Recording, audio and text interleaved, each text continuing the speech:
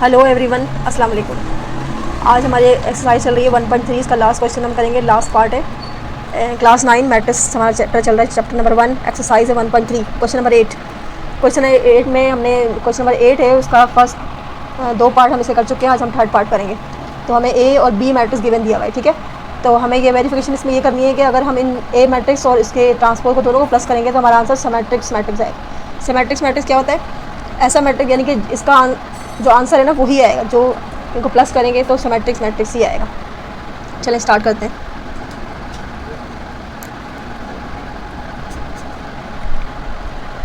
अच्छा, तो सबसे पहले हमने लिखना है ए मैट्रिक्स। हमारे पास ए मैट्रिक्स यहाँ पे क्या है?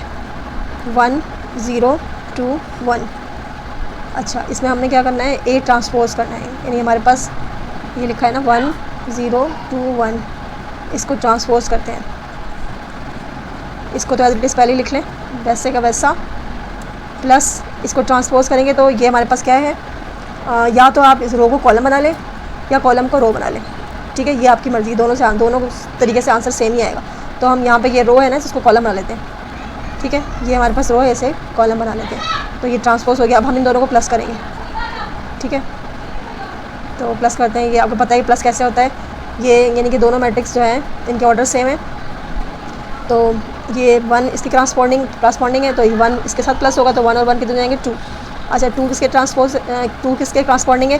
0 के। तो 2 को 0 से प्लस करेंगे तो आंसर 2 ही आएगा, ठीक है। फिर 0 को 2 से प्लस करेंगे तो हमारा आंसर 2 आएगा, और 1 को जब 1 से प्लस करेंगे तो हमारा आंसर 2 आएगा, ठीक है। ये हमारा आ गया आंसर। अब सिमेट्रिक्स मैट्रिक्स क्या होता है कि आप जब इसका ट्रांसपोज करें, तो हमने क्या किया यहाँ पे क्वेश्चन में कि ए हमने मैट्रिक्स लिखा हमने, फिर प्लस ये, फिर ए मैट्रिक्स का जो हमने ट्रांसपोज किया, ये ए मैट्रिक्स है, फिर इसका ट्रांसपोज हम करने के बाद हमारा ये आंसर है।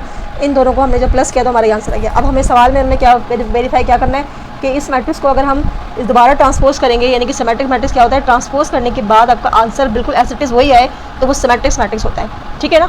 तो हम इसका ट्रांसपोज करते हैं। अगर ट्रांसपोज करेंगे तो हमारा आंसर यही आएगा, तो वो सिमेट्रिक्स मैट्रिक्स होता है। तो अगर हम इसे ट्रांसपोज करें दोबारा, देखिए ये आपके पास क्या है? रो है ना, तो इसे कॉलम बनाते हैं। ट्रांसपोज करते हैं, ये रो है, इसे कॉलम बनाते हैं। अब देखिए आपका आंसर वही आ रहा है, तो इसका मतलब है ये हमारा वेरिफिकेशन हो गया इस सिमेट्रिक्स मैट्रिक्स कि अगर इसका प्लस करने के बाद आपका आंसर वही आए तो वो सिमेट्रिक्स मैट्रिक्स है। सिमेट्रिक मैट्रिक्स, ठीक है। तो ये हो गया हमारे पास वेरीफाइड, ठीक है। ये हो गया हमारा क्वेश्चन 3rd पार्ट हमारा कंप्लीट।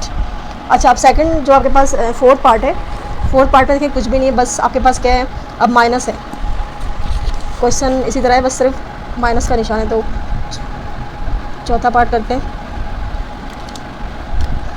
चौथा हमारे पास है A minus A transpose is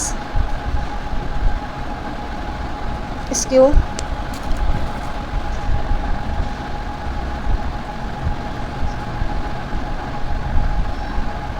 सिमेट्रिक्स।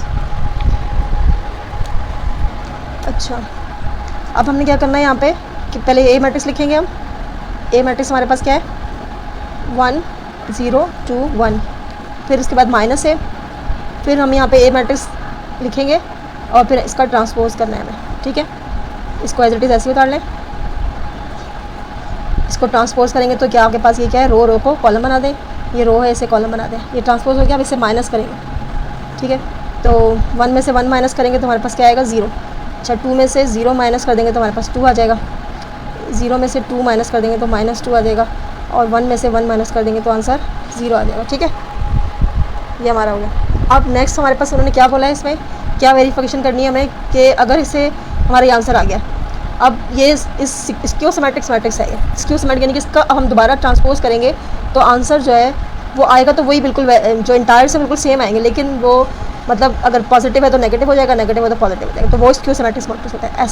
ऐसा मैट्रिक्स जिसका ट्रांसपोज करने के बाद आपका आंसर जो है वो उसके आंसर जो है वो चेंज हो जाए, यानी कि उसके पॉजिटिव यानी कि इंटायर्स हैं नेगेटिव मैट्रिक्स बन जाए। यानी कि दोबारा सुन लें कि ऐसा मैट्रिक्स जिसका ट्रांसपोज करने के बाद हमारा जो आंसर है, ट्रांसपोज करने के बाद आंसर जो है वो जो हमारे पास इंटायर्स आते हैं ना, उन इंटायर्स के जो पॉजिटिव है वो नेगेटिव हो जाए और नेगेटिव है पॉजिटिव हो जाए, तो ऐसा मैट्रिक्स जो है वो स्क्यू सिमेट्रिक मैट्रिक्स कहलाता है। ठीक है, तो अब इसका ट्रांसपोज करते हैं हम। देखिए हमारे पास ये क्या है, रो है, रो को कॉलम बनाते हैं।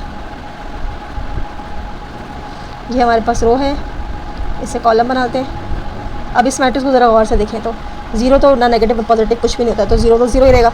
अच्छा ये देखिए पॉजिटिव था, ये नेगेटिव हो गया। ठीक है, ये नेगेटिव था, ये पॉजिटिव हो गया, और जीरो तो कोई भी इसके साथ साइन नहीं होता। ठीक है, जीरो न्यूट्रल होता है। तो हमें वेरिफिकेशन क्या करनी थी कि आंसर को ट्रांसपोज करें दोबारा, तो आपका जो है वो स्क्यू सिमेट्रिक मैट्रिक्स बन जाए। तो हमारा स्क्यू सिमेट्रिक मैट्रिक्स बन गया, तो ये भी हमारा वेरीफाई हो गया।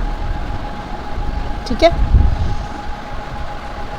अब नेक्स्ट तो देखिए हमारा बिल्कुल सेम एज इट इज़ वही क्वेश्चन है, सिर्फ हमारे पास क्या है, डेटा यानी कि आपके पास जहाँ पे ए के साथ हमने किया था ना सवाल चेंज आ गया, यानी अब हमारे पास है बी है। बस करना बिल्कुल ऐसे ही जैसे हमने क्वेश्चन नंबर थर्ड और फोर्थ पार्ट किया है, बिल्कुल वैसे ही करेंगे, सिर्फ यहाँ पे बी आपके पास मैट्रिक्स आ गया। ठीक है, तो ये आप लोग खुद से कीजिएगा।